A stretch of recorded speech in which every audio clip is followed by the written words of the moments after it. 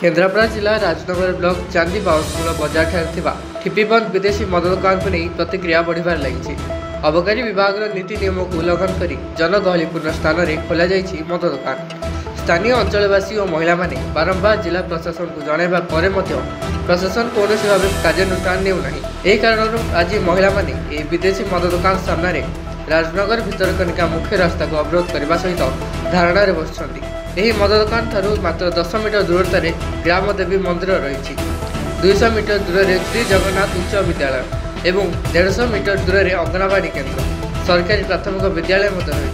यही मद दुकान पर अनेक घटना और दुर्घटना स्थानीय अंचल में बारंबार प्रत्येक दिन यह मद दुकान बाट दे पाठ पढ़ा जाऊा छात्री मानक अश्लील भाषा गाली प्रयोग करने सहित खराब व्यवहार जहाद्वारा नाबालिका माने अश्रुक्ता मन कर।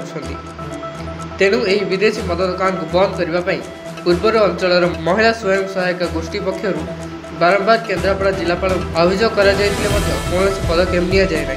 तेणु बाध्य हुई आज महिला माने आंदोलन चलाई।